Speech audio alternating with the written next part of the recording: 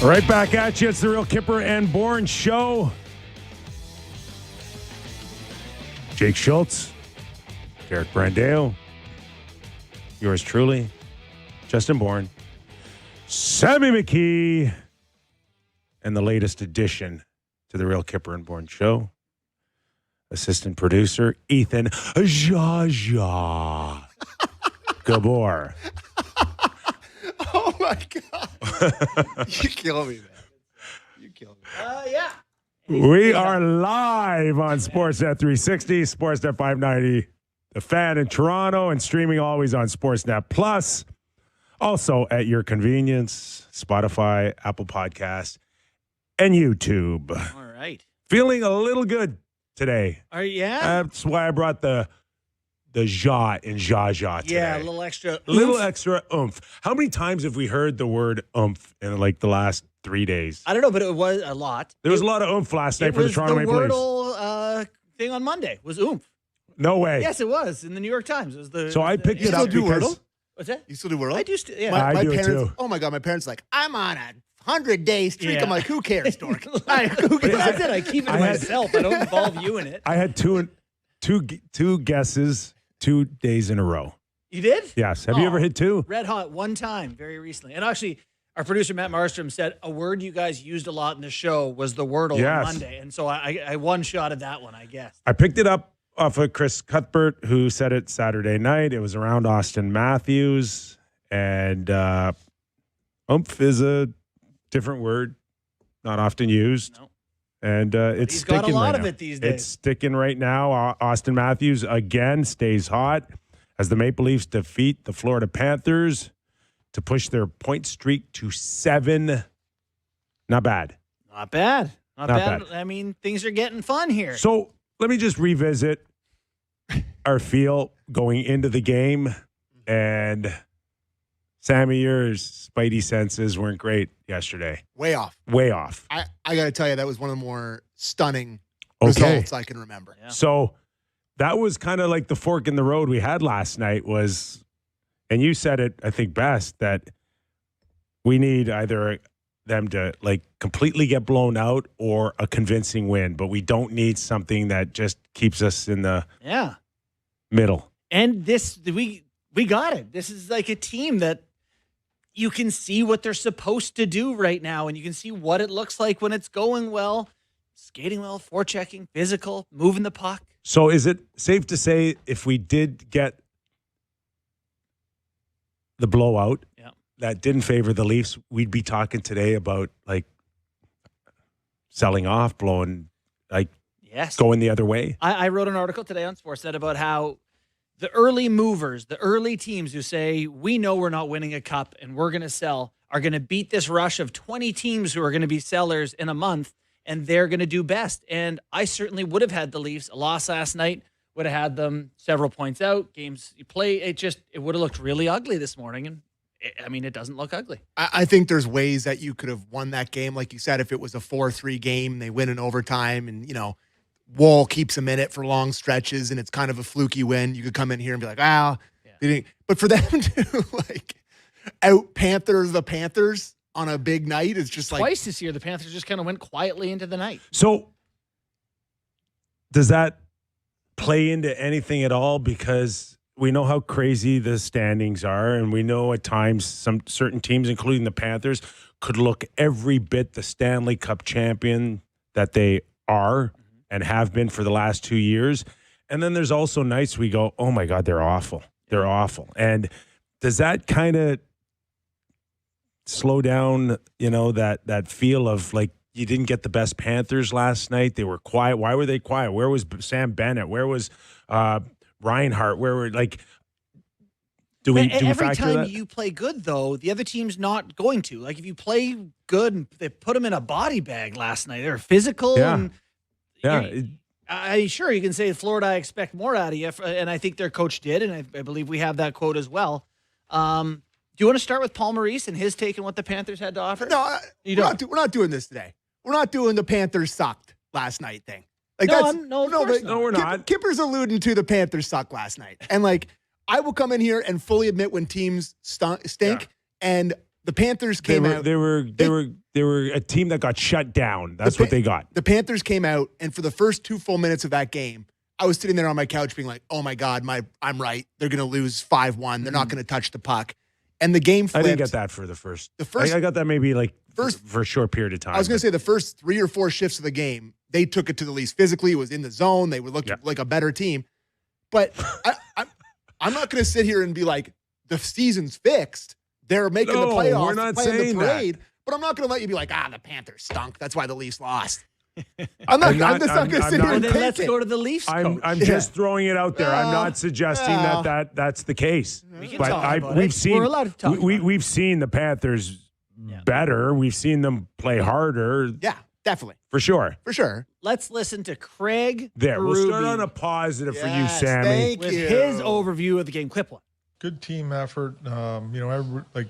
Everybody had a part in it tonight. Carlo, great having him back tonight. I thought he played well. Been out for a long time, but I thought he really did a good job there tonight. But yeah, all around good team effort. Penalty kill had to do a good job, especially early in the third with the penalty starting the period and then right after again. So getting those kills was big. Yeah, the penalty kill's been unbelievable. And it's still the storyline is a little underwhelming because it was buried over a poor power play for pretty much the whole season. Yeah. And the one thing that we were on our telecast last night is those third periods, and especially coming off a really bad third period against the New York Islanders. Mm-hmm. And I'm not to suggest that you go out there and get a penalty right away on purpose, but it didn't actually hurt that you started the 4 out of 5 minutes shorthanded to one of your strengths right now. And it's almost like, you got to dump it down all the way down the ice. You didn't have to make any plays. You could keep it simple. I see your point that the way the game sort of shook out might have helped them because they're very good at killing penalties. Did you know where they rank in the league? I think Fourth now or last I third? looked. They're third. Third, yeah. They're They third. moved to third. Behind Colorado and Buffalo. Yeah. They're the third best penalty kill in the league. I mean, shout out Scott Lawton. Yeah. Steve Lorenski gets some credit for that too, but Troy Stetcher, since he came here, has Yeah. been their And dude. Did if he lead them in ice if time I'm again not last night? mistaken, Sure did. the Panthers' power play on the road is 30th. Is that right? I think I saw that last Yeah. night. Yeah, well, they didn't get a sniff last night, really. Yeah, Stetcher 24.09 last night. But yeah, Carlo +2 with Morgan Riley. Give him credit. Their pair was good. I would say I'd like to know, if you're talking about the penalty kill here too, I'd like to know what Joseph Wall's shorthanded save percentage is. Yes. Because it feels like he's been really, really good on the penalty kill for them. I came across that today, and he has been. Yeah, I'll find that very just quickly. anecdotally. Has to he's be made your a best lot of penalty killer. The Yeah, goalie. it's true. It's true. But no, he's been really good on the penalty kill too. So Yes. Can we just sneak in a Paul Maurice overview of the game too? we absolutely can. I only cut Paul Maurice clips when he's sour. I don't cut the happy ones. But Okay. let's play Paul Maurice's overview of the game. Well, there's a good question. We started slow and found a way to get slower. And then, I don't know that we could rate it, but you're down 3 at that point. The risk profiles of both teams changed. So, I didn't like our game tonight at all. Did you like anything about the push there at the end? Not really. I liked Mackie Samuskevich. Thought they played hard. I thought the Cunningham line played very hard. And I thought Sergei was good, especially in the first 2 periods. So those guys get the pass. The rest of us, coach included, can't be too proud of our game tonight. Sounds like Kronk from Emperor's New Groove. Not really. Not really. No. Robble. That's great. Started slow and got slower. I mean, the physical play was the most shocking part. Yep. And you didn't think it was there as much, but you thought after the fight it kind of woke Yeah, him up. I did. Yeah, I thought it went to another level there, and Elliot spoke of the history between Max Domi and Ekblad that dates back to his Montreal Canadiens days when he caught him with a good one. I forgot about that. Yeah. And then I saw a clip floating around on Twitter of you talking about it on one of our old morning shows, and I saw the video of it. It was a bad song. Yeah. It was a bad song. Well, Ekblad looked like, Domi gave him a little pop there. I forget how 5-6 minutes left in the first. Yeah. And then Ekblad turned around and was like, kind of, you could see him process it, and it was like, Domi. Let's do it. Yeah. Yeah. When for the we're fighting whether you want And to then fight or Nick not. Waugh got into There it. you go. Then Bobby McMahon that's got what it into it. Simone Benoit got into it. And it raised the temperature a little bit for me, for the Leafs especially. And I don't know, for whatever reason, Florida never got there. Like sometimes I sit there and go, how can you guys be so mad at Tampa Bay and then not kind of, but you can't do that. It's for sure. And that's a valid point, and one that kind of you still have to be reminded that 3 Stanley Cup finals and the amount of games, you know what nobody's really done. And I wanted to do it last night, but it's just, there was no time. And it's, at the end of the day, it's a Florida story and not a Leaf story, is the amount of games that Bobrovsky has played over the last 3 years, which is equivalent to another season for any other goalie. Yeah, I thought he was excellent last night. Yeah, I know, he was really but, good. but I'm been saying that excellent this year. he's probably averaged 75 games a season in the last 3 with the playoffs. With the playoffs, Yeah. right? Calculate the playoffs and the regular season. Yeah. Jaw, get on it, buddy. And then tell me that goalies need load management days. Like, convince me. But I mean, there's No, he's a freak of nature. There's certain freaks of nature. He's a freak. Yeah. There's no question. He's just built differently from the mind to the body. His ability to recoup, reset is probably will go down as maybe one of the best in history. I mean, his 885 save percentage or goals against, or save percentage isn't great this year. Won't go down in history. But He was good last night. Austin Matthews could have had another 6 goals last night. Yeah. Honest to God. I mean, the amount of touches he's getting in those dangerous areas. Bob shut him down, fortunately, for Florida. But, yeah, he had a lot more touches. Do you want to just stay with the theme about playing the physical game? Can I just say a quick Matthews thing that you said there, and something that we never said at all this year until this last stretch, is he could have had X. Yes. He That's could a have good had sign. He could have had X, because at the start of the year, it's like he couldn't have had 1. No. He couldn't have had a half of 1. It changed so quick. There were stretches during this season when he couldn't, in 3 games, have the looks that he had last night. Right. He has 29 shots in his last 5 games, boys. Just like 6 a game. There is a misconception that like elite scorers score on all these opportunities. Elite scorers get a pile of scoring chances. Yeah. That's how you score Yeah. more. You know, some of them have slightly higher shooting percentages, but mostly it's volume based, and he is getting the volume. Super encouraging for the Leafs. Do you want to get a thought from Matthews on how he feels? Did you want to continue with the physical stuff or go talk about? We'll do Matthews, and sure. then we'll go physical. Yeah. Play Matthews clip on the team. Yeah, I think we've definitely found our rhythm. I mean, I feel like a broken record, but I mean, a couple of weeks ago, I thought we played 2 really good road games in Nashville and Dallas. We didn't come out with it with wins or points, but I thought we were moving in the right direction. And then, we closed it out at home against Pitt, and then after the break, I just felt like, the momentum from those 3 games, regardless of, not picking up points in all of them, the rhythm that we were creating and generating was going in a really positive direction. I think we've just picked up from there, and it's been great. I mean, these games are important, especially against teams in your division, so we know how much these points mean each night.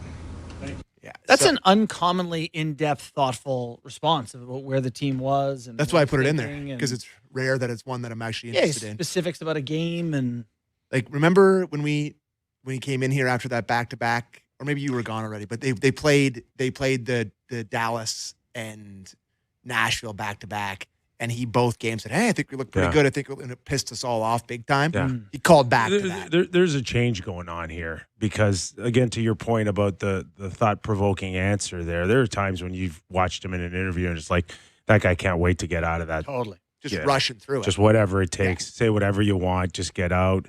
And I don't know, winning breeds, feeling better for everybody for sure. But it just seems like, it's almost as if I think he got sick and tired of being sick and tired. It's like, it feels like something in his personal life changed, like he had something pressing that seems got happy. cleared up, or he just... I mean, puck started entering the net. Probably makes him feel happier. I'm only saying this because of the timeline, but like it does line up when they did make a change behind the bench. No, I can't possibly begin to know any ties. It's just crazy that they only have 14 of a possible 16 points since they fired him. I'm more on course with what you're saying if it was a head coach. I know. An I'm assistant not saying coach. that's why. I'm just saying the timeline is exact. You're right. You're right. But I don't. Yeah. I can't see an assistant coach No. ever having that type of effect on your best player. And it's not like the power play structure changed so greatly that he's getting all these power play goals and points or something where you thought it was tied to that. Yeah. Everything has been better.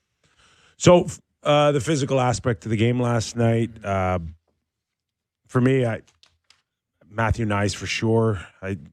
But Bobby McMahon now to me is kind of looking like he's Weirdest player in the he's in a much better place. His ceiling is like NHL All-Star some nights, legitimate NHL All-Star some nights, and then he'll have a month stretch where he gets no points and doesn't hit anyone. But I don't think he's ever been as physical.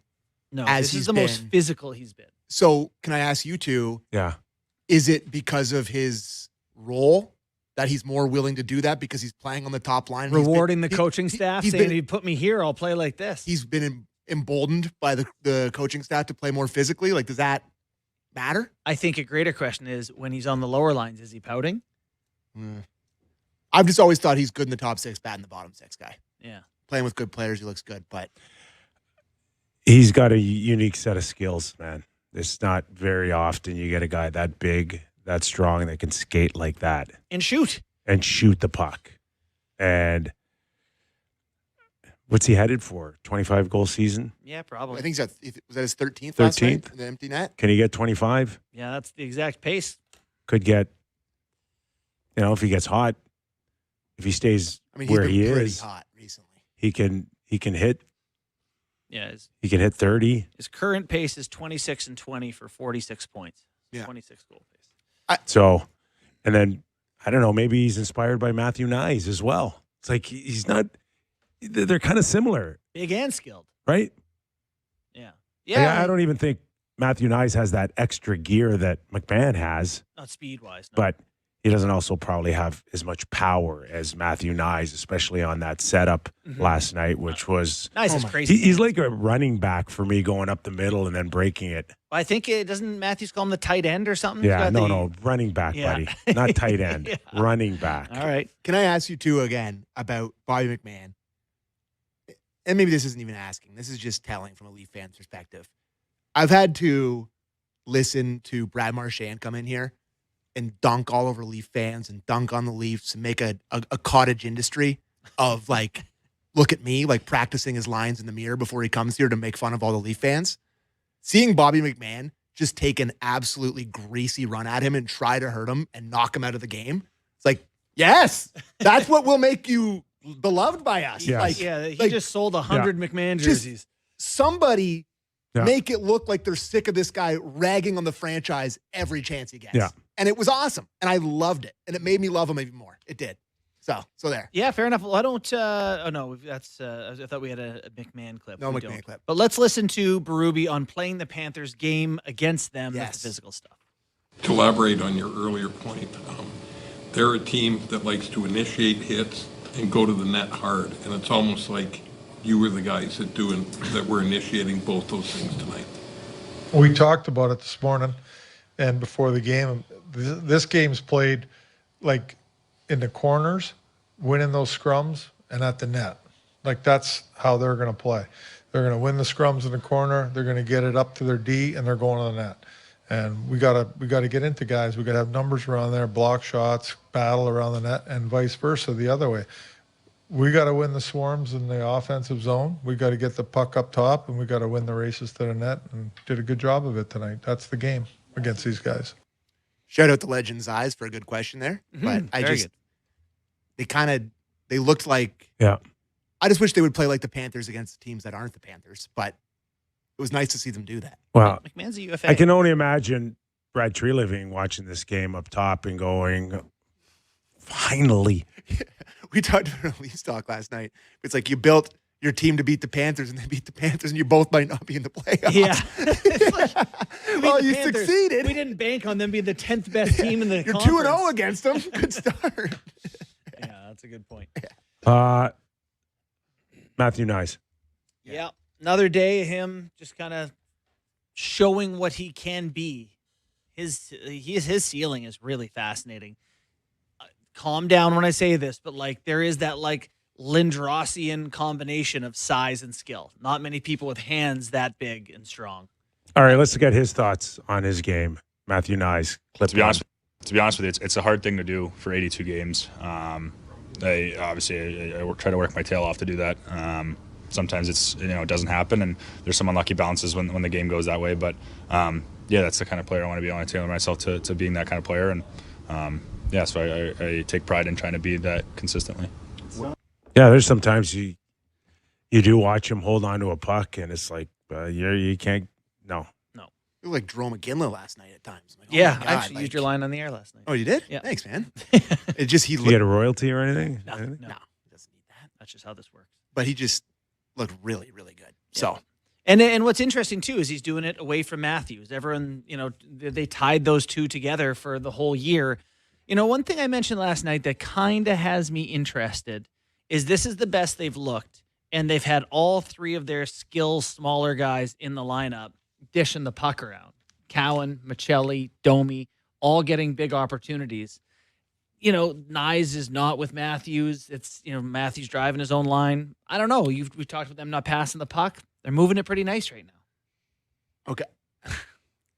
Have you guys ever heard of the Ewing theory? Yes. Is this Patrick? Yes, yeah. it is. So do you know what the Ewing theory is, Skipper? It's a Bill Simmons theory where basically Patrick Ewing got hurt and the Knicks got way better, and Patrick Ewing was their supposed best player, one of their best players. When's the Ewing theory committee start arriving for the William Nylander conversations? No, absolutely not. You know why? Because where was the Ewing theory for Morgan Riley last year? And they're 7-0. It's like, they're better without him. Yeah. Well, maybe, Okay. They've been historically unbelievable without him. And then with Matthews out too, it's been the same thing. It's like, they're better. They have pretty good runs when they have to step up and fill shoes. There's a reason they can't do it for 82 games, or teams would just build bad teams. It just feels like it's never been more balanced than it feels right now. That all four lines seem emboldened, and it just really. You need skill to win this game. I understand. Deep down. Like you can go through stretches like in January or February. Absolutely. You can go through areas where it kind of looks and feels good, but at some point you're going to hit a brick wall where you just need a play. talent Make a play to take over. And most often than not, it just rises at the end. Mm-hmm. I'm not totally off board on what you're saying if in fact that whatever the case is, and I'm a big energy guy as well, is the energy just better without him outside of the talent that he can bring? This is the run guys out of town conversation where it's like, what are we doing? Listen, what are you doing? What we're doing is Montour for Willie is back. Watching him next year with no skill. The energy's great out there. Can you take Willie out and bring in 2 or 3 other pieces in that may not hit his ceiling of talent, but can hit other areas? Yeah, worked with What Marner. is wrong? What is wrong with having that conversation, JB? Hey, you can have the conversation, and I can make my point that it's dumb. This is like free speech. You can say dumb things, and people get to say that you're dumb for saying them. Yeah. You're allowed to have it, and I'm providing the other end. I do it every day. That's dumb. I do it every day. Yeah. Listen. I don't want to shout it down without any sort of logic or backing. And my logic and backing is just that they don't have enough skill and talent right now, today, with Matthews and Nylander in the lineup to hang with Colorado or Minnesota or Dallas. And I don't think the solution is getting 2 or 3 energy guys and taking a William Nylander. No, you get high-end talent back. How? That's Brad Treliving's job. That ain't mine. This is I one of those ain't paid things to do that. where I'm like, I'm in if the thing you're saying can happen, where everyone's like, we need a number 1 right D. And people go, okay, who is that? How do we get there? I'm in on the theory of 2 or 3 high-end energy guys, whatever. But I just don't, it's not an option. That's not an option. It's not on the menu. Always an option, buddy. Always an option. Well, then I'm willing to have that going conversation into a trade deadline. on the board. It's an option in the off season. Yeah, you have to look. You have to look. Yes. And I will tell you, I'm not anti-trading Nylander entirely. It depends. I love that we're back here. We're so going back. to say something. It's been a while since we've done this. Your job as a general manager, and they did this. I know the Leafs did this before before they signed Willie Nylander, they shopped him. Yeah. Okay? They shopped him. Yep. And they shopped Marner's. They shopped Marner before his no move kicked in. Mm-hmm. And then they come back and they say, what's our best offer?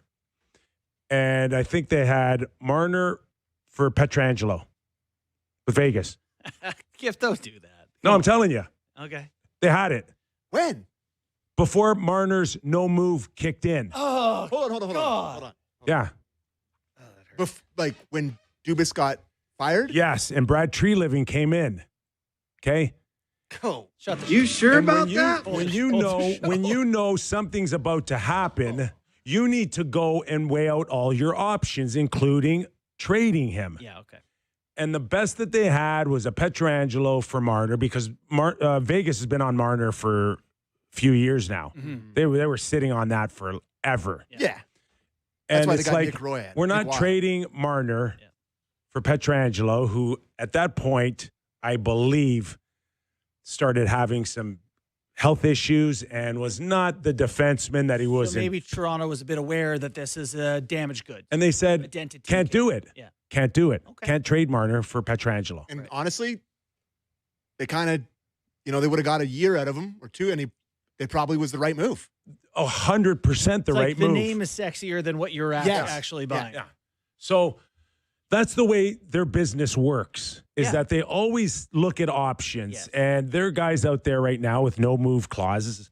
Do you think it's keeping Doug Armstrong from shopping Jordan Kyrou right now? Kip, there's just no precedent for an NHL trade you're talking about, like with a guy like Nylander, where you get back these 2 or 3 guys that make you better and the best guy goes out But the it door. won't keep you from at least making calls and No. having those options No. and looking at things. That's my whole point. I had people- is they should be looking at options I had for Willie people- now. Willie. Yeah. I had people send me stuff this past summer, previous to Marner getting traded, saying the logical guy to trade of Nylander and Marner is Nylander. He's the guy who is not the Berube style player. He's the guy who is not as defensively focused. Marner's a better fit so it's been a consideration for sure. The fact that now they're left with him in Austin, I just think you can only pair this talent tree so far down. And I worry about now it's just Matthews and a couple of guys, magic beans. Maybe they'll turn into. Yeah. I also think that we had a long conversation yesterday about how you get One other thing after this. about how you get a number 1 defenseman.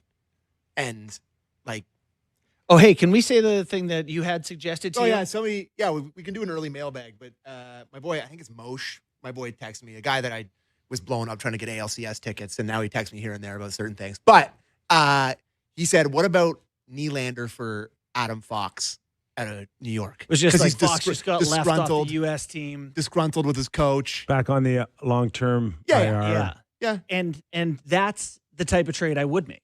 Not that I would do it today necessarily, but I would consider Summer that. trade. There's your number 1 guy that improves Riley, and Who's not doing that? Leafs? I'm not doing that. Leafs. Yeah. If you're you Brad value Treliving. Nylander over a number 1 I know. I'm just saying that Adam Fox to me has dropped A lot. substantially. Yeah. A few years ago, Pretty much ever since. I would have said yes. I don't know. His game's fallen off. Yeah. He's not big. He's not physical. He's got little presence like he did a few years ago. Yeah. That's not the guy. Yeah, I want a stud back there for Willie Nylander. you wouldn't do Fox for Nylander. No. How old's Fox? 27. Norris Trophy. What's he got? 30 points in 32 games this year. I 20 do. points in 30 games. I would do Brendan Montour For Willie? for Willie No, and Nick Ritchie? and Alexiak. No, you wouldn't. No, you wouldn't. Yeah, I would. Again? Jamie Alexiak Yes. and No, Brandon you wouldn't. Montour? Yeah, for Willie. yes, No way. yes, yes.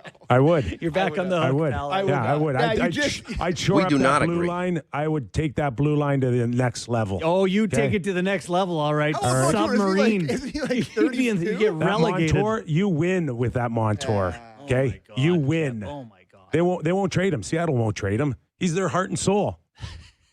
You're validating an old debate. That's what you're doing right now. But the Leafs may have won the cup if they would have moved Willie back then. I mean, You Hey, sure I about can't, I that? can't argue that. They've never had a defenseman. No. They've never had a real true defenseman. I know Adam Fox would be that. Anyway, this is not what we should have been talking about today. It's Why? fine. You started it. I know. I did it on purpose. That's what we're doing here. Anyways, You guys don't want to talk about Nick Robertson and the wall line? I thought they were great. They were Like, great. actually great. Nick Robertson has buddy, you know when it started, mind-blowingly eh? become You know when it valuable. started when you were nice to you. last year when Nick, and I got together. Yeah. That's when it all started. That's Gave when him his the magic. That's when his energy shifted. Yeah. It. I cannot believe how strong he looks in physical confrontation at whatever he is, 5'10", Yeah. I don't know.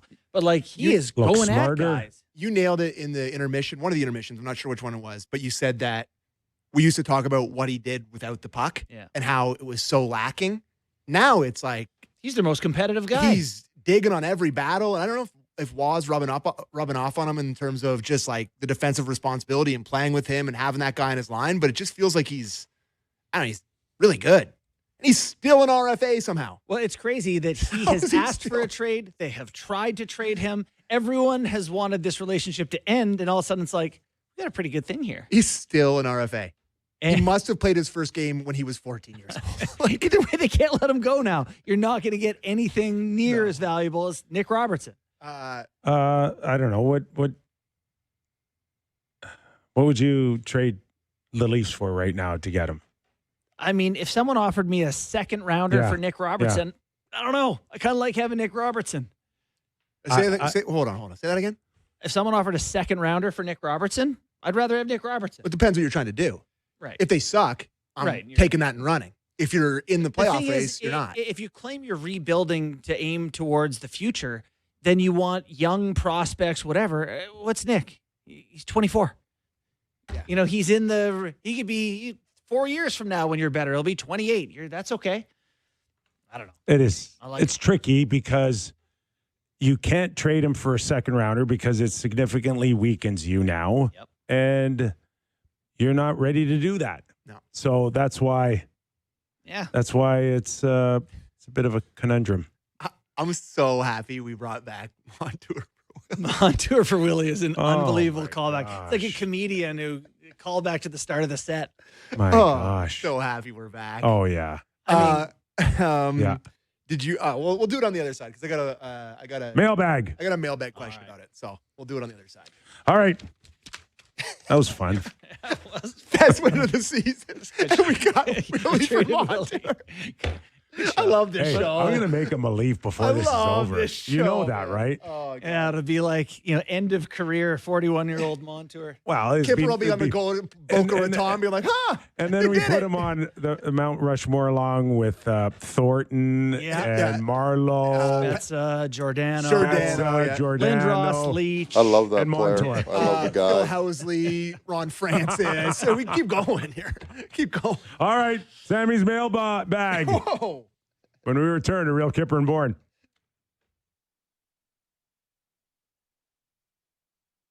From the 680 News Radio.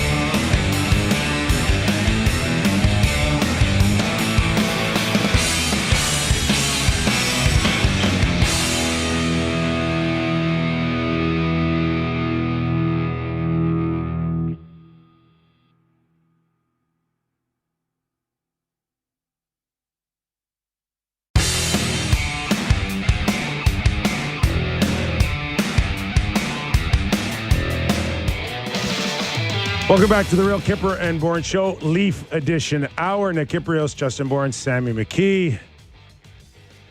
Just released on Sportsnet.ca is my latest NHL buzz, what some teams are weighing ahead of the trade deadline. I wasn't sure when this was going to come out, but Sammy made it abundantly clear to me as he's getting pelted with Jason Robertson talk in my article that we're going to delay the mailbag. Yeah, can I read this excerpt of potentially the juiciest? Oh, please do.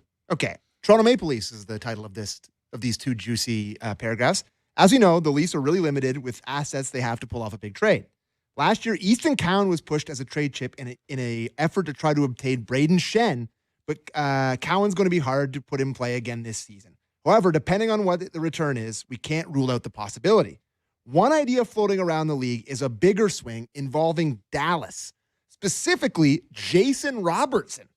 Contract talks there haven't been smooth, where Robertson is believed to be looking at north of $12 million, more than what Mikko Rantanen got. That's not an easy number for the Stars. Toronto could pay it, and the question of the cost of acquisition. Cowan, Ben Danford, plus more. Likely an off-season conversation rather than a deadline one, but that's the kind of move that would actually change the Leafs' makeup. Whether they have the stomach for it is another matter. Oh, you got to keep Nick now. So here we are, Okay. all these months or years pushing They Nick should have out. 0 Robertsons. And instead of getting rid of a Robertson, the Leafs bring another one in. We need Rob-Eye. Wow, what a fascinating thought that is. Juicy. Juicy. Yeah. So, What do you think? how old's Jason? 26. Oh, yeah. Really? And he's not UFA next year. So you get him at the cap number this year, and you get it next year before a potential $12 million contract kicks in. A lot more open to that Nylander for someone else trade if you have Jason Robertson on the wings. No, you're thinking. Well, yeah, no, it's more than just part of a greater no recipe. No, it's more than just a hat rack. Hold on. What would have been worse? Minton and a first for Carlo, or Braden Shen and a first or Braden Shen for Cowan and a first? Poor Braden Shen's -21 right now. Let me tell you something. If Braden Shen comes in last year and goes head to head with Sam Bennett, maybe it's the Leafs on top. Oh, Sammy, real close. God, they had the lead in Game 3 to go up 3-0. They asked me on the morning show about Marchand, and I said that the Leafs might have won the cup if they had Marchand on the team last year.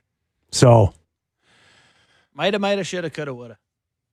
be sure to check out my article on sportsnet.ca. Jays might have won the World Series if Jeff Hoffman didn't hang a slider to Miguel Rojas. Anyways, that's kind of what I'm thinking about. So here, okay, let's go back to now I've had a commercial break to think about this. Okay. Willie Nylander to Seattle for Montour, Alexiak, You don't want to and Shane Wright. And Shane Shane Wright. Okay, now we're talking. Okay, we're talking. That's it. 3 for 1. Yeah, okay. And Jason Robertson for... No, forget Jason. Oh, forget him. We're forgetting him now? Well, I mean, I'm focusing on Nylander right now. That's the type of trade that I would entertain all day long if I'm the Leafs. Yeah, and so from Seattle's You don't like the blue line, eh? You don't think the blue line needs upgrading? No, the Leafs? Yeah. I do. I just think But that Jamie type of- Alexiak's 33 years old, and But you're trying to win a cup this year, right? Are we? Well, you can with a trade of that magnitude. Shane Wright, I do think, has found himself a little bit. I haven't followed. And it would be the first star in Seattle history.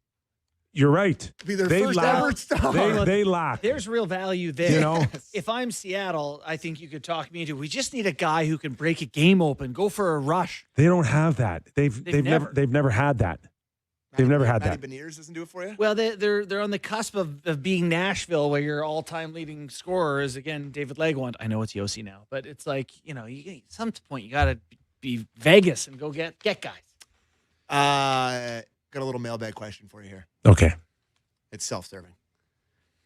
Chuck, this is from Chucky's Picks. Listen, we're not naming it Real Kyper, Bourne, and McKee. Okay. Oh yeah. Hey, we're not. This is Chucky Picks. Why is it whenever the Leafs make a questionable hit suspension-worthy act, the intermission discussion quickly becomes about the supplemental discipline and how many games, yet no other team in the league is treated like that? Lawton gets boarded into Bay Street last night. Not a peep. So That's a missed call on maybe a board. yeah, typically I do think that like you what do you want every intermission to be about bad hits and games we're not covering? We're covering the Leafs, so that's why you hear it when we're talking about the Leafs. That one on Lawton, I'm with you. Bad hit from behind, definitely a 2, maybe a 5. No, not a chance. Of Okay, five. so a 2. He sees him coming. It's an illegal hit, even if you see him coming. You're still allowed to can't hit a guy from behind. You are. What do There's you no mean by that? rule. There's no rule that says I can't body check you. Except the penalty called hitting from behind. I can hit you from behind. No, you can't. Yeah, you can. That's an actual rule, hitting from behind. Hitting No, from it's not. behind. Penalty. There is a penalty called hitting from behind. But I can body check you from behind. There's a legal way I can Kipper, body in check what way you is this from not behind. in what way? What is the context of hitting from behind? Nobody's allowed to body check someone from. Right. Nobody's allowed to hit anyone from So behind. if I It's turn illegal. if I turn my back on you, I'm not allowed to touch you. Correct. No. Yes. No. Yes. There's not a world that you play a hockey game when I turn my back on you, I gotta not touch you. Yes, there is. That's the world you currently live in. No, it doesn't get called like that though. No, well, listen, there's times where guys take contact like that and brace themselves and whatever, but technically, if you see numbers, you can't hit numbers. That one in particular. But I'll give you 10 examples a game Rule 43. where that doesn't. Rule 43. Yeah. May I read it to you? Yes. Checking from behind. A major penalty that results in an automatic game misconduct defined as hitting an unaware player on the back, leaving them defenseless. Hitting from behind. Checking from behind if you like. Can Can't do it. we roll that again there, Jake? It should have been. It's not getting called, guys. It's crazy. It's just not. This is as it's not dangerous as- real. It's not NHL. What are I don't care if the talking rule's about? there. I think Kip's not talking about this hit. You're talking about generally. Because this hit is obviously. To me, it's a boarding call. That is a finable hit. That's a horrible hit. No, it's not a horrible hit. Yes, it is a happens horrible lot. hit. It happens a Yes, lot. and people get punished for it. No, they don't really get punished for it. They don't. You guys, you got to be. You got to be.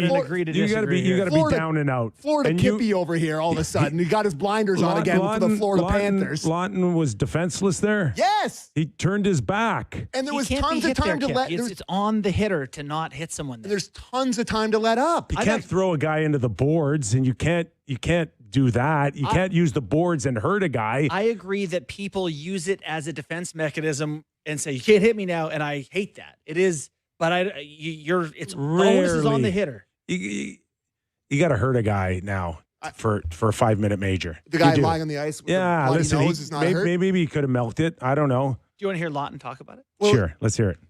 Scott Lawton, clip 1, hit from behind. Sure. Or we also have Berube.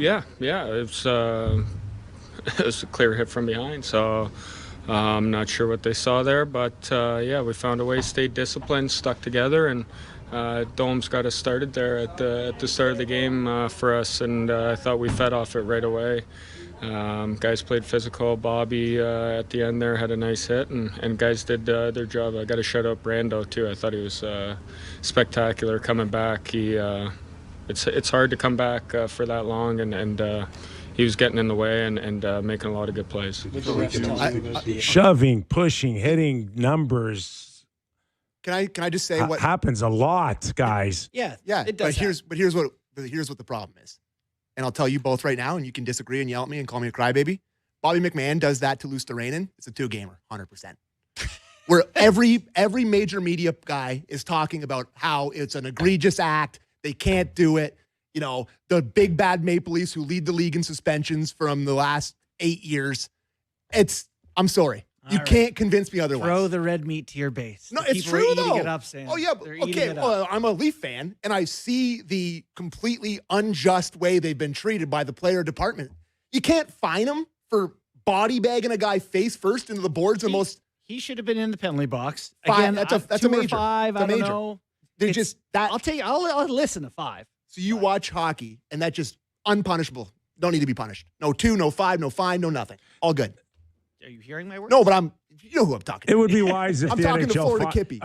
it would be wise for the league to find a way to suspend somebody Make out of the Leafs fans not think this is well, real. just to hit Florida. I think Florida. to a degree it is. It's 100% Deep real. down, the league likes the Florida Panthers. Oh, They yeah, like, you think? They like they like what they represent. On that wall. You They need me on they that like wall. what they represent with the toughness, and He wants that back. but they have a. I didn't like the hit on Matheson, right? Marchand. Marchand on Matheson, yeah. All good. We're celebrating him now on TikTok so much, so we can't suspend All right, him. let's turn the page. Let's do other stuff. Yeah. Okay, mailbag. questions? That vicious Bobby McMahon. He would have Vicious. He would have kicked him out of the league. Okay, what do you got?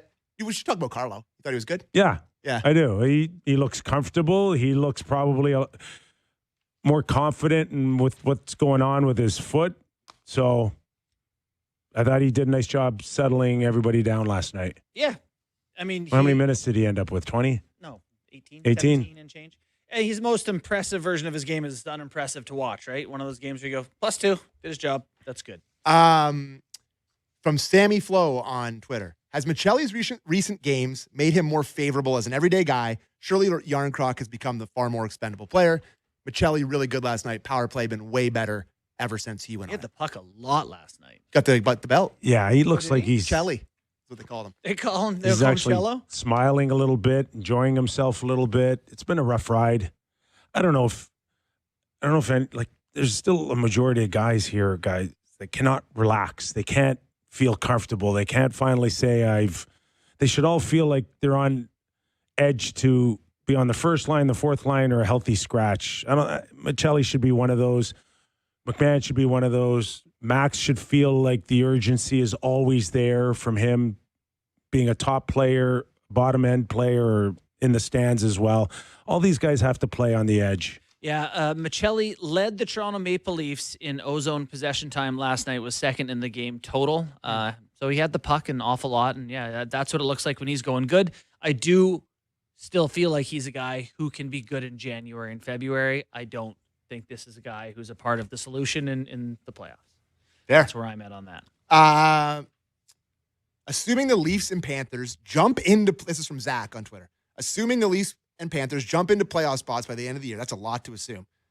Which two teams currently in a spot do you guys think are most likely to fall out? Well, right now, the two wildcard spots. Detroit? Oh, wow. Detroit. Pittsburgh and Washington hold the two spots right now. I like Detroit. We've seen them a couple times now against the Leafs, and they've got some nice players, but there's some nights I watch them and like 12 shots on goal. And You know, it's funny that you say that is by goal differential, they're -5. You know, they're well up. They're 6 points up on the wild card spots. They're I don't know. Underlying stuff's not as pretty. So who'd you say? Who would I say? Pittsburgh. I think Pittsburgh for sure is going to fall out. The Caps I like. I don't say I like, but Flyers are in that conversation. Flyers. But they're +11 goal differential. Like they're a little more real. They actually Montreal's even as a goal differential team. Like everyone's an injury away who's inside the playoff bubble from being out. To answer the question, feels like everyone outside the Lightning in Carolina is eligible for that conversation. Totally. Yeah, and listen, Islanders lumped them in there too, even though they hung 3 field goals on New Jersey last night. We'll talk about that in the next. Yeah, my God. What else? Wait. Oh yeah, this is from your pal Dan. Your pal Dan. How can this organization sleep at night knowing they let the Olympians Pontus Holmberg and Dennis Malgin slip away from them? Dennis Malgin is going to the Olympics. He's going to play against Connor. My McDavid, buddy Quinn Pontus making a Swedish national team that could win the gold medal. Oh, sure could. Yeah, if Connor McDavid and Nathan McKinnon's flight doesn't arrive. Switzerland, to me, is the most fascinating roster because you have, really good players. Roman Josi, Hischier, Fiala, and then, you've got guys who are probably playing, I don't know, Simon Knack or Sandro Schmid. Oh, I wonder, it must be Akira's brother, but, they got guys you haven't heard of. So they're going to go up against McDavid and be like, all right, Christian Marty and Michael Flora, you're the D pair against. I will say, though, Jack Eichel and Austin Matthews next shift. I will tell you right now, Canada versus Switzerland will be a 1-goal game. They always play us tough at the senior men's level. Well, because you're going to play Yossi for 32 minutes. You're going to play It's just the way. Meyer and Niederreiter. I mean, the goalie David Abisher, he was unbelievable against Canada a couple times. What was the other guy? The Ducks guy that was a good goalie. Jonas Hiller was unbelievable against Canada. They always have a good goalie. They always play. Latvia had Kristers Gudlevskis. That was so good for them. Canada had like 60 shots in that game. They had to bring out like a guy to towel them down. He was so tired. Going back to the corner like it was a boxing fight getting cut. Then Shea Weber blew a 110-mile-an-hour shot past him. All right. Just like that, we've solved nothing for the Toronto Maple Leafs. But they're right back in the thick of things for the Stanley Cup chase for playoff positioning. Tonight on Scotiabank Wednesday Night Hockey, the Calgary Flames and the Montreal Canadiens, which leads us to Eric Francis when we turn the clock and we go national hour. Plenty of storylines as well. What do you thought about his game? Also, Trevor Zegras, quite the post-game interview last night. You're darn right it was. We will get our thoughts in on that as well. Don't go away. We go national next on The Real Kyper and Bourne Show.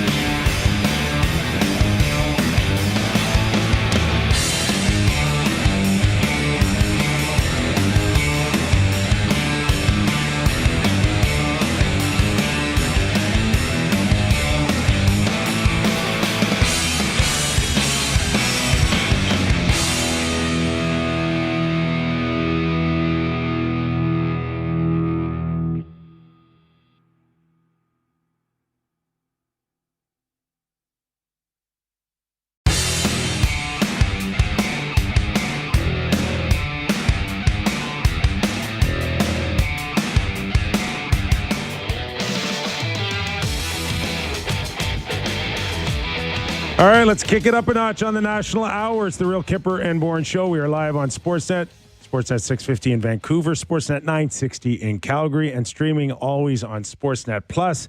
If you miss our show, catch it on Spotify, Apple Podcast, and YouTube as well. Nick Kypreos, Justin Bourne, Sammy McKee. In a few minutes, we'll welcome in Eric Francis, senior columnist with Sportsnet. Does a terrific job covering the Calgary Flames, which will be featured tonight on our Wednesday Scotiabank Hockey Night. Calgary Flames and the Montreal Canadiens, 7:30 Eastern. Did you want to talk about our buddy Sheldon before we get to the Flames conversation? Or the New Jersey Devils absolutely taking it on the chin last night. They took it on the chin, and the they bridge left of the nose, the jaw, temple. ear. Yeah. And they left Markstrom in. They would not pull him. I expected him to do the Mario Tremblay, I'm never playing for this organization again type of thing. But They would he didn't be- get told to do it. They would be so happy if that was the If case. he said that, yeah. So Sheldon after the game said, something like, I mean, do you want to play it 9 now? scoring chance. Yeah, Should play we it now. Yeah. Yeah, obviously makes it a challenge because there's a lot of things that we did well that led to us probably offensively in terms of chance generation, the best game we've played in a really long time offensively. But at the same time, the way we started the game in terms of the quality of chance that we gave up, that's unacceptable. Yeah. I mean, they have He struggled. left the unacceptable part at the very end. They have struggled to produce offense, got shut out, and he was like, but we're getting That's there. unacceptable. We're getting there. Are we noticing that coaches today have a very difficult time of just almost telling it like it is? I believe Sheldon believes that. But Well, he also he does This is zag trick. pretty hard, right? We know his tricks. We've listened to his clips for 3 years. But he's now. gotten burned on his tricks But- in Toronto. But his trick is team plays good. He'll find things he hates. Didn't like. Team plays, kind of good and loses. He finds tons of things that he loves. This is just an extreme situation where you lose 9-0. He's making the point it wasn't what the scoreboard said it was. Yeah, but that's not a point you can make. No. When you got a rabid fan base that's already pissed off at the general manager and already pissed off at you because of, the Hughes situation. And I don't know if you saw the Frank the Tank from Barstool, his video about it. It's very Give us the other Keefe part of that if we can. on Markstrom. Yeah. On leaving Markstrom in there. Yeah. Yeah. Okay. Let's play that. My thought process on it is, like I said, I didn't like the quality of chance that we had given up, and Markey has been playing quite well for us, and I thought deserved the opportunity to stay in, through the first period, and decided to go back out with him again in the second. And once that next one goes in for me, now it's just he's just got to own it, and he's just got to battle through the rest of the game. Yeah, it's like, what am I going to put the other It's guy in for very now? seldom. I mean, 9. Very seldom coaches have the philosophy of just leaving your number one starter. Yeah. This isn't even a rookie. It's like a veteran to just absorb the numbers, pull his save percentage down further into the toilet.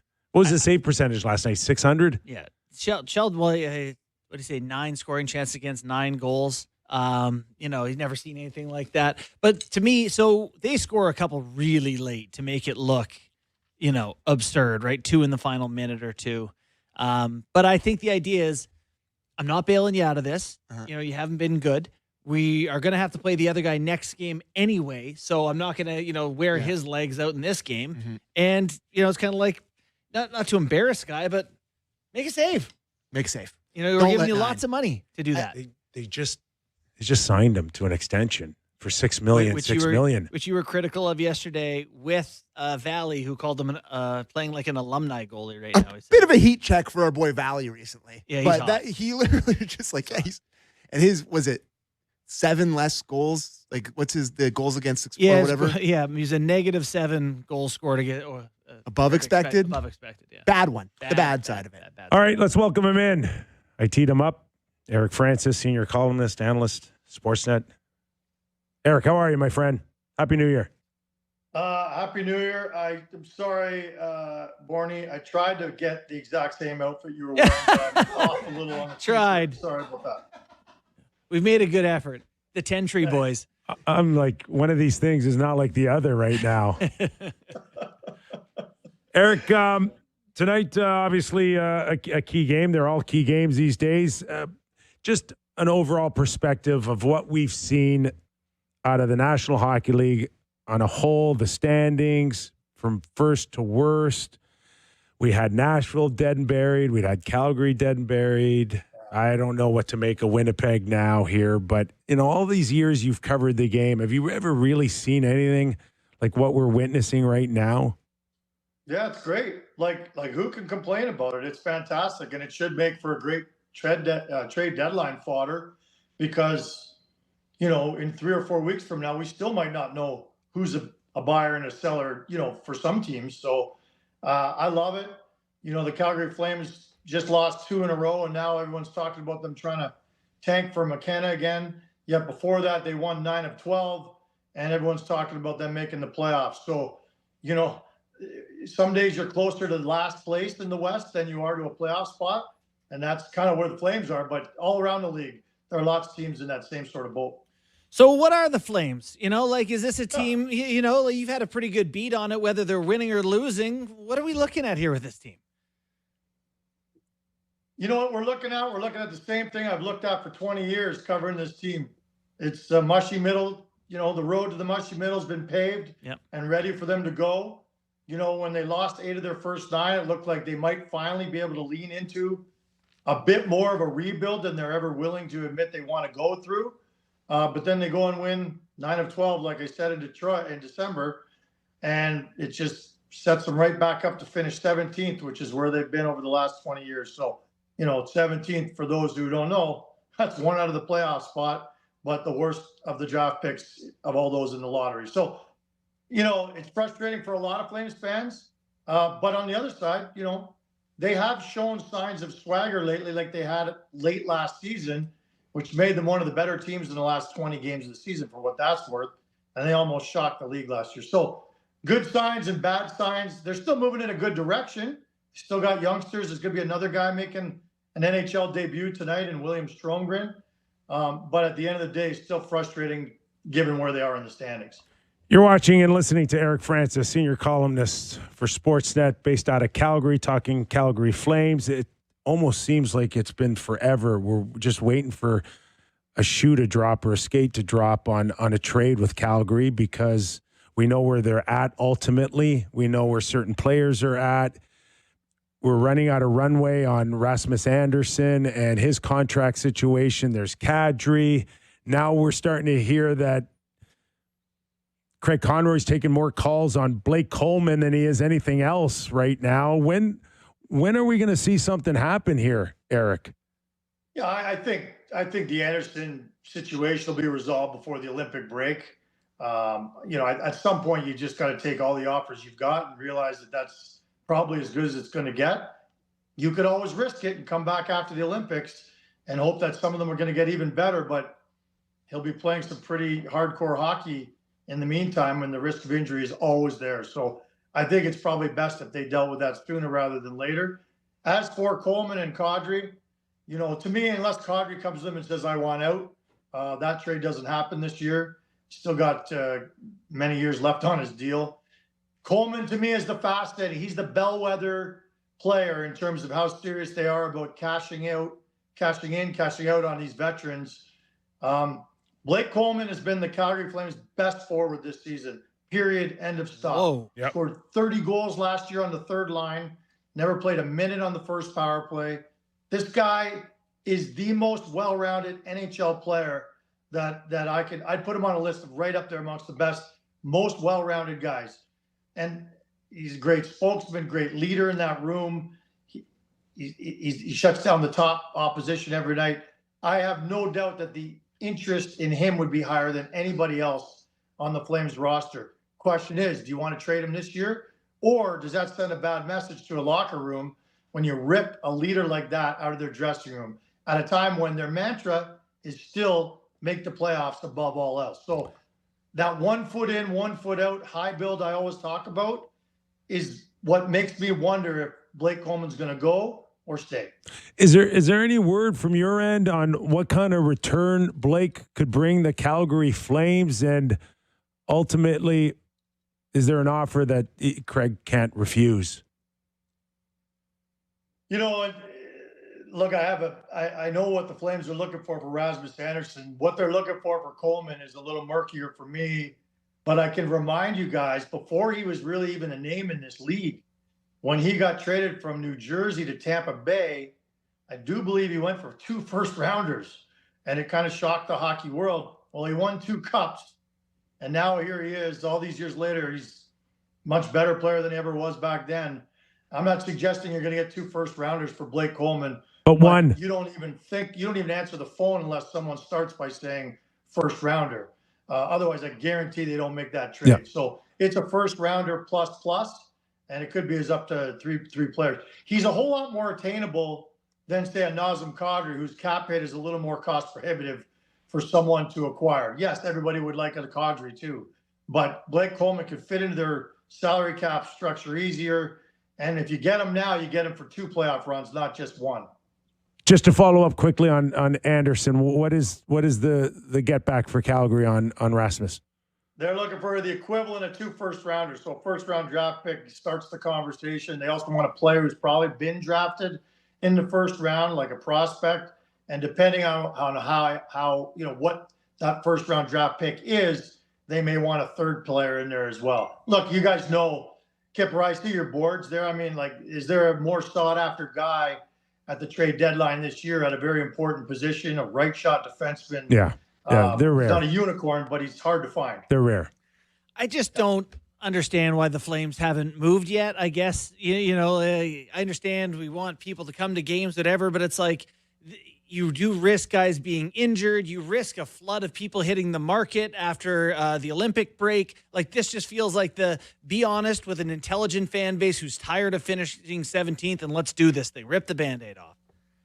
Yeah, the Anderson one is just look, there are people who wonder if they're keeping him because they want to keep, he's been their best player this year.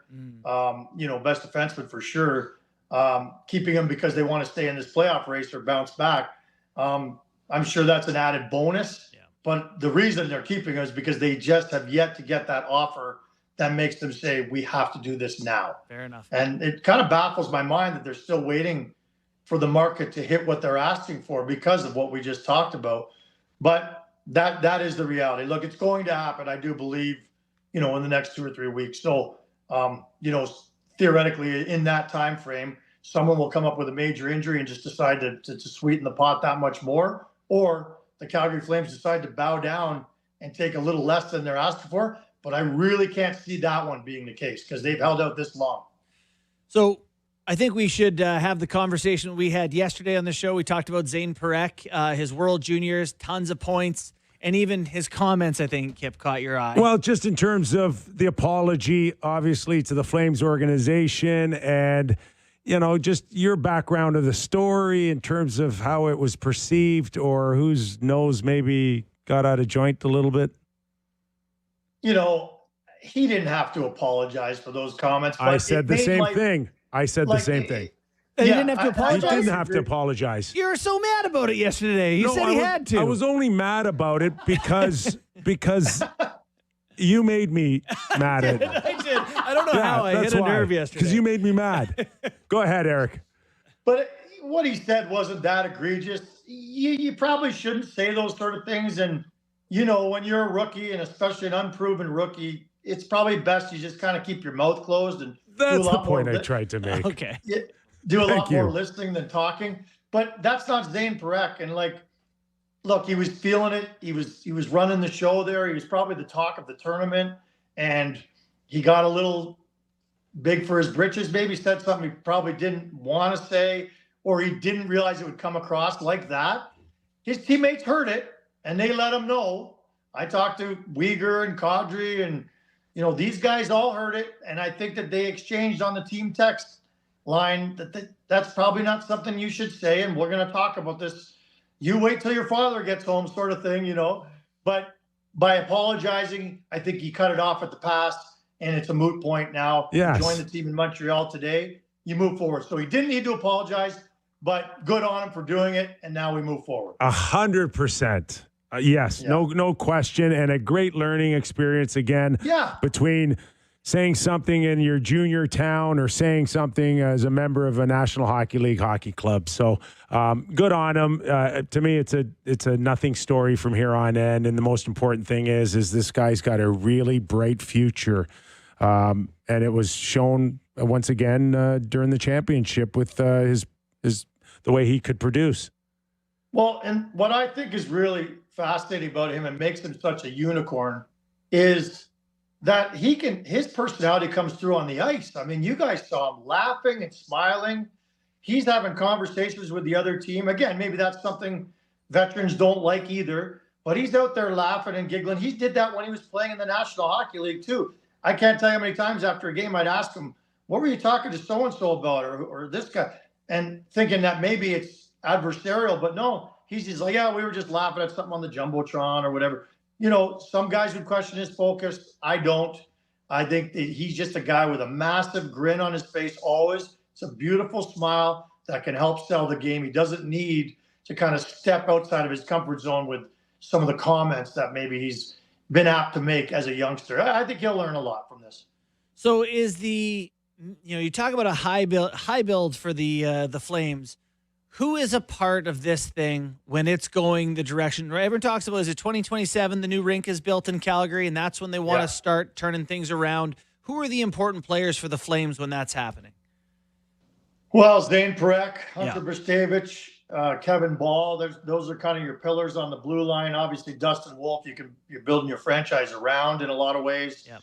They just signed Devin Cooley to an extension. He's been phenomenal as a backup.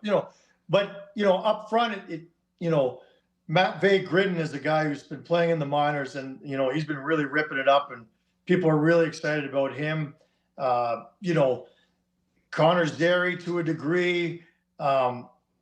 It gets murky up front. Most of the guys that they're really excited about, and William Stromgren, like I said, is going to debut tonight. Really, of all these names I'm giving you, especially up front, Matt Coronado, up front is the guy. He's their 40-goal scorer, I think, moving forward. But that's the talk in this town. None of those names that I spoke of, in many people's eyes, are that high-end guy who could be the difference maker in a league where difference makers are key to winning. Cole Reshney's another guy who's already on everybody's radar, and another kid named Idar Suniev. So those are guys, and again, a lot of them have a lot to prove. Yeah. Moving forward, but they're the ones that everyone's excited about in this organization right now. There's another kid, Cullen Potter, is another one in the NCAA, undersized, but speed to burn and a lot of excitement. Eric, as far as the middle of the ice, it's still Kadri and Backlund. And that's not a good thing when you consider their ages and where they are in their careers. And you had mentioned that you think that there might be a possibility that Kadri stays and does not get traded here, which I would find really surprising, especially from his side of not taking another year of where his game is at right now and risking that, at his age, a lost opportunity to win a Stanley Cup as early as this year. But what do you do? You roll the dice and hope that you can land one in a draft? Like where are they going to get rejuvenated in the middle of the ice outside of maybe Morgan Frost right now? Yeah, it's the biggest problem. Look, at this year's draft, I think they drafted 3 or 4 centers, but that's 3 or 4 years away from now. They know that that's the biggest issue organizationally. It's the biggest reason why they don't want to trade Nazem Kadri, and I don't believe have any plans to trade Nazem Kadri because, like you said, without Kadri, your number one center is Morgan Frost, and he's been really good this year. I have to say, he's taken his game to another level. The skill and skating of this guy is very underrated. It's his compete level that they were worried about, and he's really upped it this year. So he would have to step up in a huge way, but that would completely obliterate any chance this team would have of making the playoffs this year. And again, that's their mantra. That's their MO every year, is to make the playoffs. Now, they're on a 5-game road trip right now. They're the worst road team in the NHL. They have an abysmal road trip here. Maybe we could finally start to get, this organization to lean into the rebuild a little more. And then you would be more open to trading a Coleman or a Kadri. So, but for now, and I've talked to someone in management, they said, if we trade Kadri, who's going to play center for us? Yeah. It's really that simple. So unless Kadri initiates it, that's my theory. Unless he comes to them, they are not trading Nazem Kadri. It's crazy because, like, you know, I sit here often and I'm like, why aren't the Flames just tearing it down? All that, you know, a lot of people who aren't in Calgary have those kind of thoughts. I look at that West, man, like Vancouver and Winnipeg struggling, Chicago, St. Louis, Nashville, Utah, Anaheim, San Jose. Like, no one's really great. You know, I don't think it's unrealistic to say that a decent run and they can kind of hang around the picture for a while. 100%. Who do you like there, Fran? You know, Eric. What's that? Who do you like there in the West for, you know, ahead of Calgary or any of those teams I listed? Any of them any good? Utah, maybe? Yeah, Utah, I like. You know, Seattle's been on a surge of late, but I am not a believer that can be sustained. And I certainly don't think Utah's a better team than the Calgary Flames right now by any stretch, although they pummeled the Flames the other night at home. So it's you know, the Jekyll and Hyde nature of the Calgary Flames is such that you're like, well, if they could ever get into the playoffs, you know, they're the type of team that you feel like they could do some damage. The way they played down the stretch run last year was what made them not do anything in the offseason. They brought back the exact same roster because everything was going so well. And things are, you know, the one thing I will say about the Flames, no matter what they do and no matter where they go from here, is they are moving in the right direction. Like, you know, they've got this Yan Kuznetsov. There's another pillar I should have mentioned on the blue line. This guy's been in the minors basically for 5+ years. He joined the team this year, and he is here to stay for the next 5 or 10 years. Like, this guy's been a phenomenal second pairing defenseman with Mackenzie Weegar. So Stromgren's been 4.5 years in the minors until tonight. You know, Rory Cairns. I could go through all these prospects, but they're giving these kids more and more of a chance. And if they do fall out of a playoff race and start to really lean into their youth movement, we'll see more and more what they may have in the coffers down below. So they are moving in a good direction. It's just that people are really frustrated at you know, how fast that's moving. And they are one of the rare teams where they look at their goaltending situation and may not have to worry about that for quite a while. And that's part of the problem for Team Tank here in this city. And Team Tank is a very large proportion of the fan base. They're like, how can we tank if we've got one of the best goalies in the league? It's not easy. You know, he keeps you in pretty much every game. And yeah, you have the worst offense in the league, the worst power play in the league, but yet you're still right there fighting for a playoff spot. Why?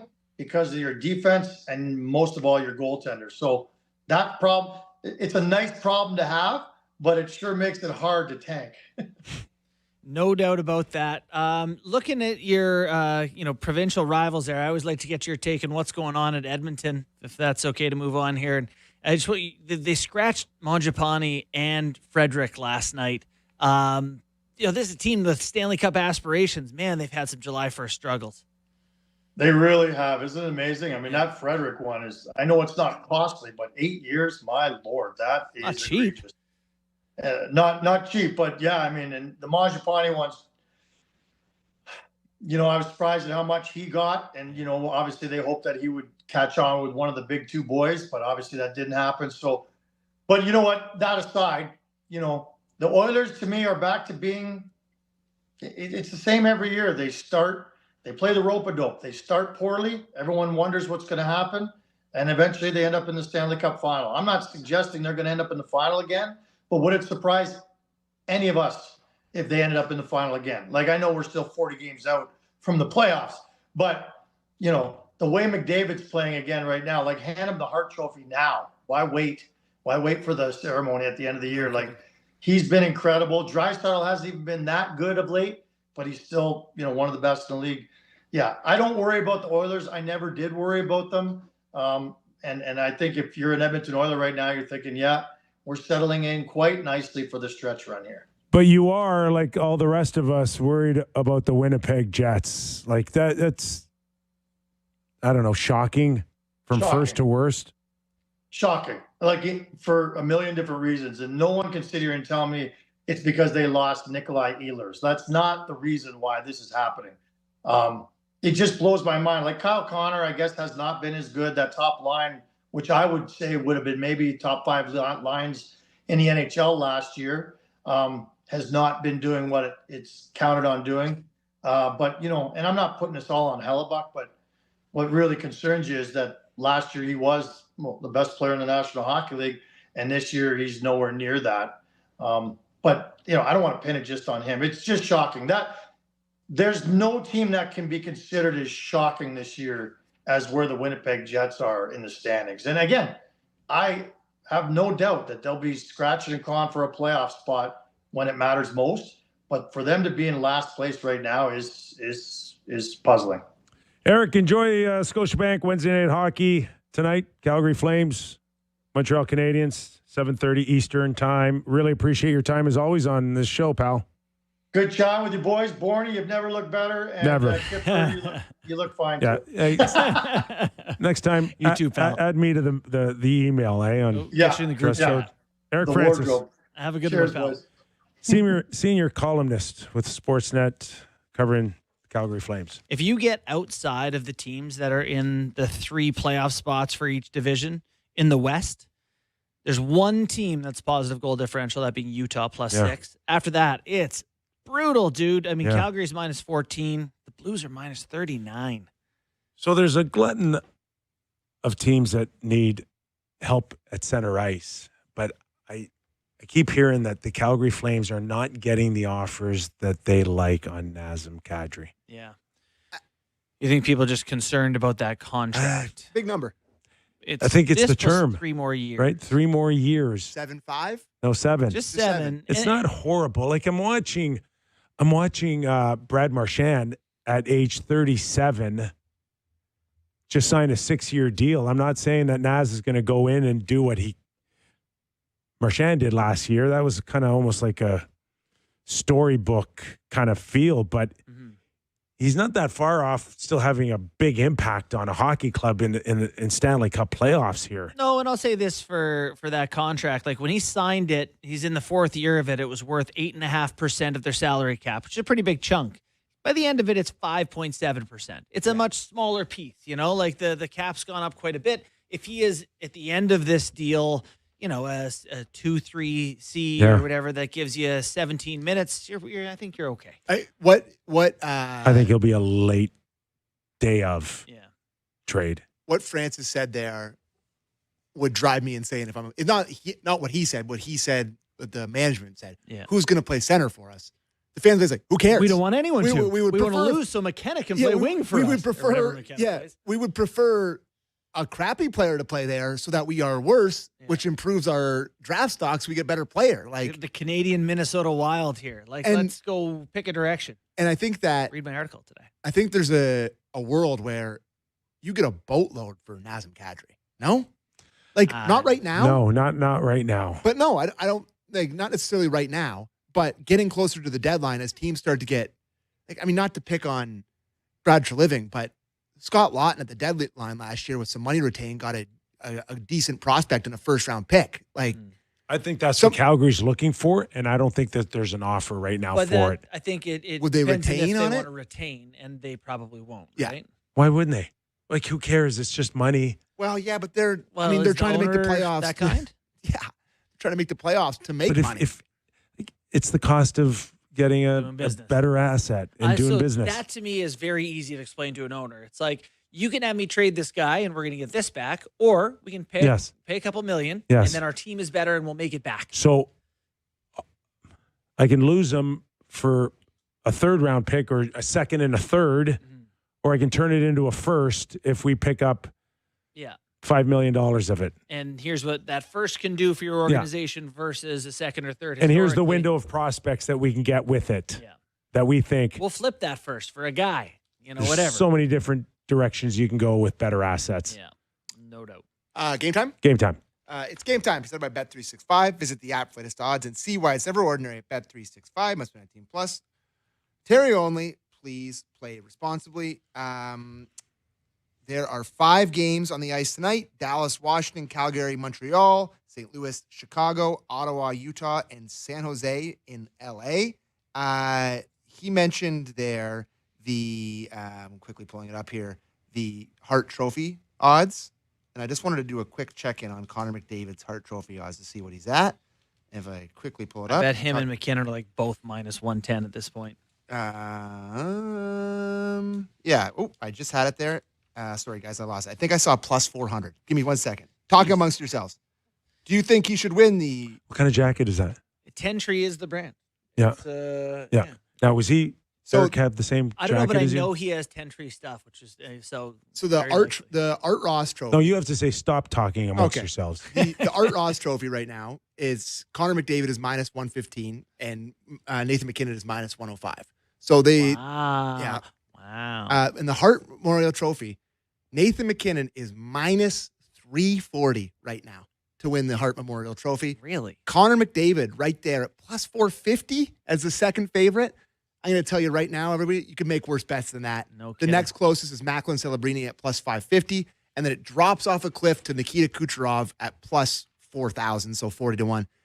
I actually feel, I hate to say this about him, but I feel like he's very underrated about the point production that he keeps putting up. Yep. So that's an interesting one. And the Norris Trophy, who do you think the favorite is, and how big of a number is it? Cale Makar minus 400. Minus 550. The next closest is Zach Werenski at plus 400, and then it goes to But Quinn Hughes I'm at starting to 20 move Schaefer in there. Well, Schaefer. and you know who else? Another guy I've heard you talk up, Mo Sider. Mo Sider is worthy Yes. of conversation. Yeah.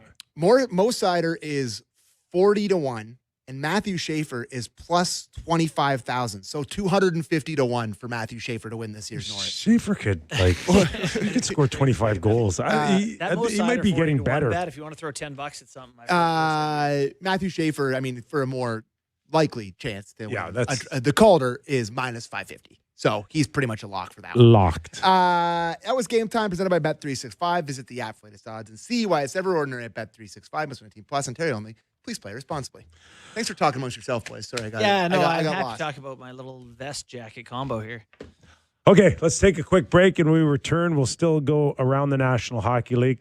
Couple of interesting storylines, including a big heavyweight fight between Olivier from Columbus and Ryan Reeves. Seldom did we see Ryan Reeves over his career Fight in Toronto? take a couple of punches like he did last night. We also have Zegras audio. And also Trevor Zegras with his very unique Vocal?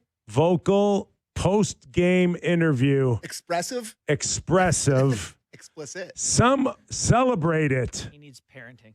Some are celebrating that post-game interview. I feel like we're not going to. And some don't. We'll get into that when we return to Real Kyper and Bourne.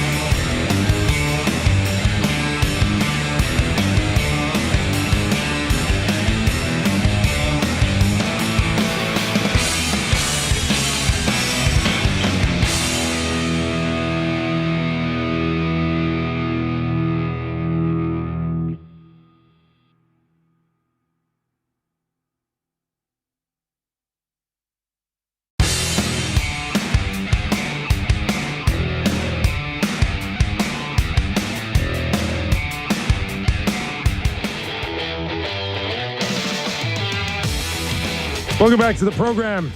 It's the Real Kyper and Bourne Show, National Edition. The Kypreos, Justin Bourne, Sam McKee. Last night, Trevor Zegras gave what is believed to be the all-time post-game interview. Is it? I don't know. More importantly, he scored 2 goals against the Anaheim Ducks, who traded him. I just 2 goals. And went on the Jumbotron with Scott Hartnell. And, I don't know, dropped a couple of F-bombs. Before we play it, he did the hang-up emoji after just reaction, whatever you want to call it. I don't know. He scored. Celebration. An emote, as the kids would say. Celebration. Which was, okay, what was that about? Bang. Yeah. I actually like that. And really. Okay, I just had to double check that I bleeped this, but I did. Okay. All right. Let's get a Kipper's Clipper out of Trevor Zegras last night. A team that might have given up on you, Trevor, and you come in here, you pot 2 in that first period. How good did that feel? Amazing. Amazing. Yeah. Oh yeah. Oh yeah. Buddy. And I got to ask you about the celebration on the first one. You hung up the phone. Who was it to, and what's that all about? I don't know. But that's about how quick the phone call was before, so I thought it'd be good. Rhodes Scholar, maybe not. It's so. I just think it's the lamest thing when people are like breakups or something. It's like, it's not that it happened. It's how it happened. And like the call to him to tell him he was traded was apparently very short. And that if it were a longer call, would he have been okay with Anaheim breaking up with him? Well, the thing with Pat Verbeek is everybody knows he's super verbose. And well, that's it. He's not like a warm, cuddly. You're traded. Yeah, Bye. Where am I going? Philly. Bye. See ya. Pack your bags. I don't understand when everybody got a green light to drop F-bombs and say whatever they want. Like come on. There's children in the arena. Seriously. What somebody think can of someone it just sounds sarcastic, but he's not can wrong. someone I just need my kids class our league back up a little bit, Sammy? Please, just a little bit. I'm not asking for a lot.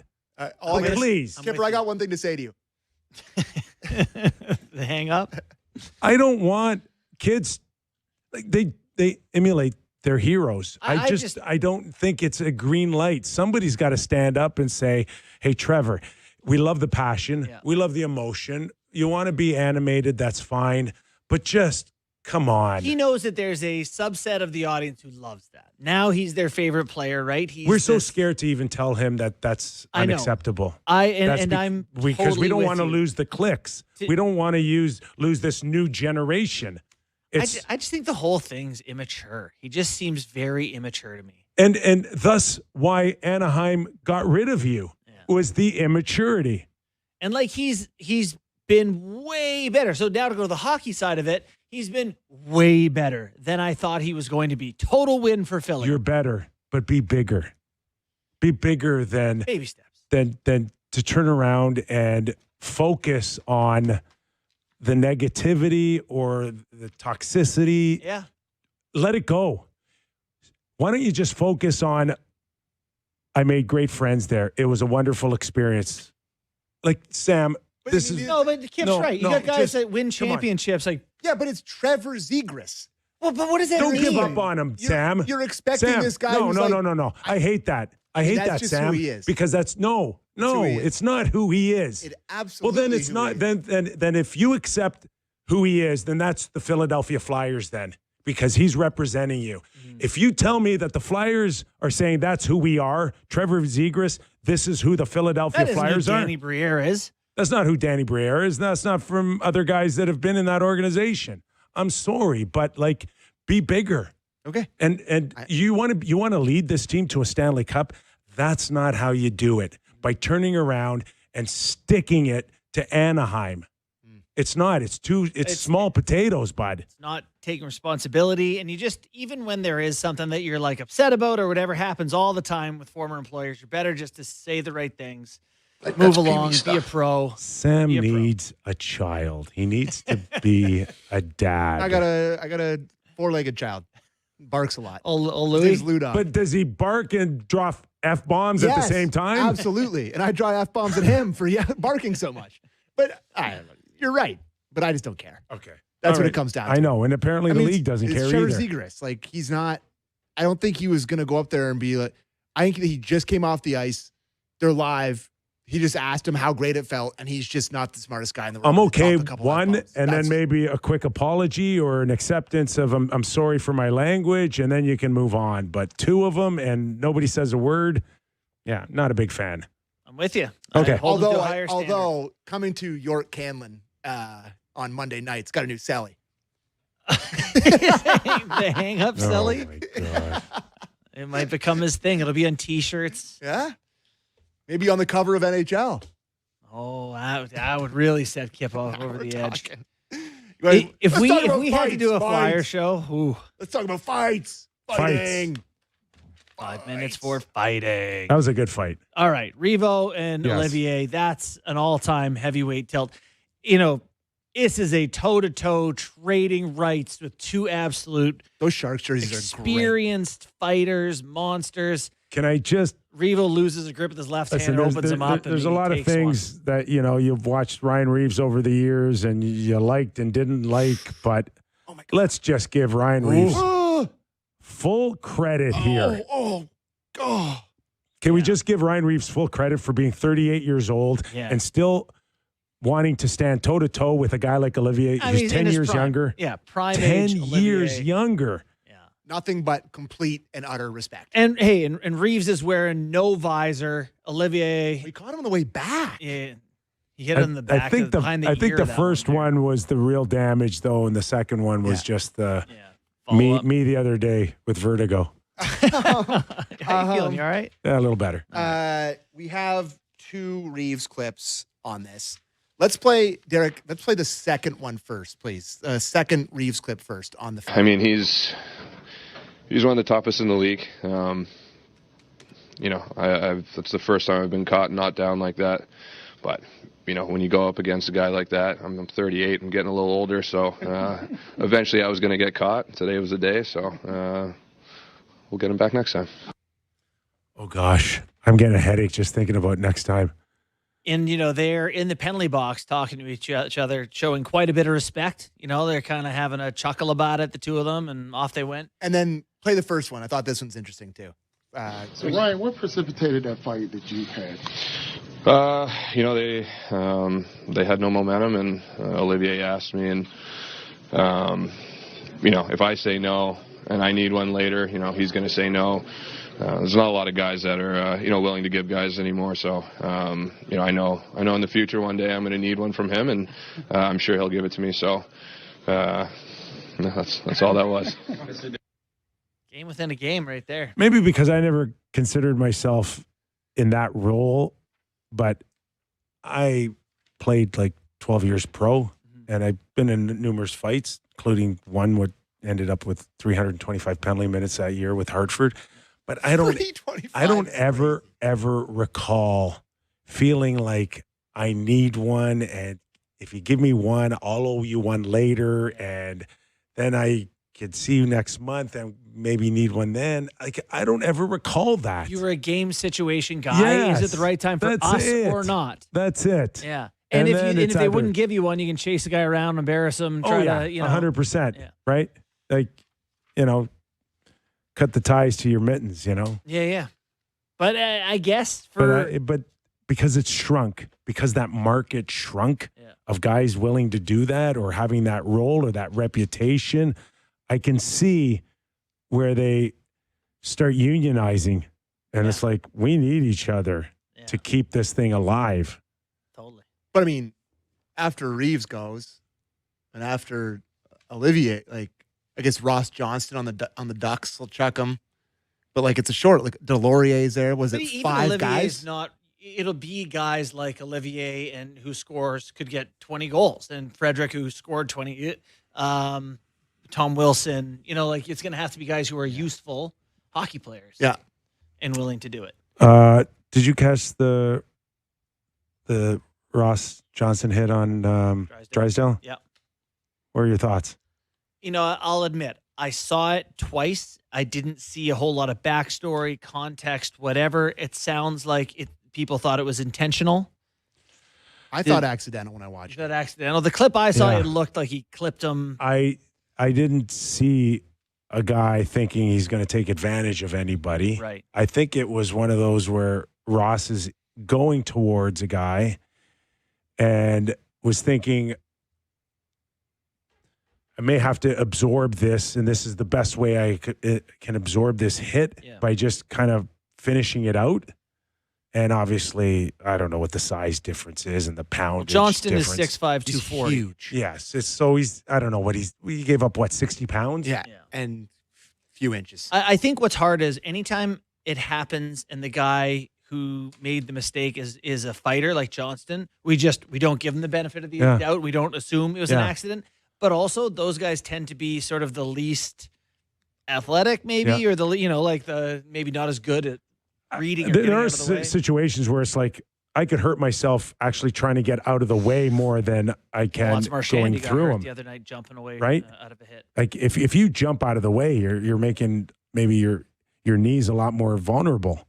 But I just don't think he's looking at him. I don't think he was looking at him either, Sammy. I'm with you on that. There was no supplemental discipline here. No, I we got haven't 5 in a heard game. anything. You got 5 in a game. The only Yes. thing, guys, that makes me feel differently is the puck's going around the boards to the left, and he's headed to the right.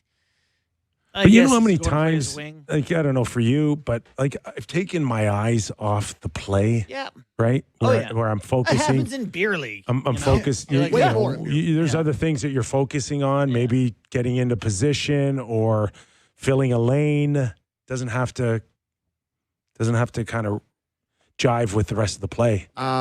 Before we talk about the Lightning, this hour of Real Kyper Bourne is brought to you by Bet365. But I fell asleep there. Lightning, 8 straight, beat the Avalanche, who have lost 2 in a row. Ever since we had the conversation, would they lose 10 in regulation? I think they've lost 2 in regulation since that to happened. Florida and Tampa Bay. It's like they're pretty good teams, but I suppose that's Lightning. they've been without Landeskog for both those games. Yeah. Are we believers in Tampa Bay now? Yeah, their division to lose. Plus 34, second best in the NHL now. Here they come. Didn't they start really bad too?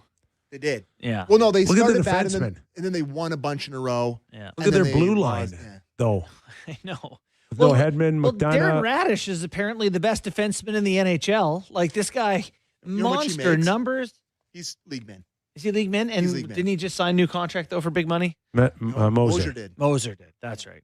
Yeah, Moser did. You think some teams could play the injury card? Radish is 29. God, he is valuable. Do you think Brad Treliving could play the injury card? Unfortunately, you can't because other teams are injured too this year. I mean, everybody plays the card for the Panthers every time they lose. Oh, they're so hurt.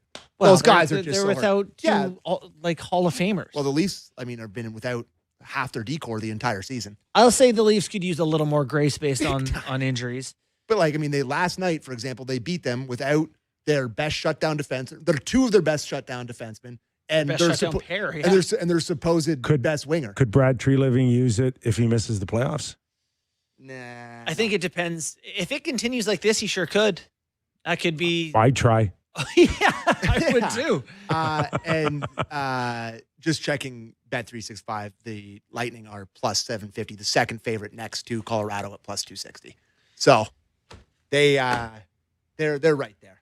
And I watched a lot of that game because it was across from the Leafs, and it started at 7, and the Leafs started at 7:30. So I watched the first period, just flicking back and forth with it. They look awesome, and boy, Cirelli looked good last night. Did he?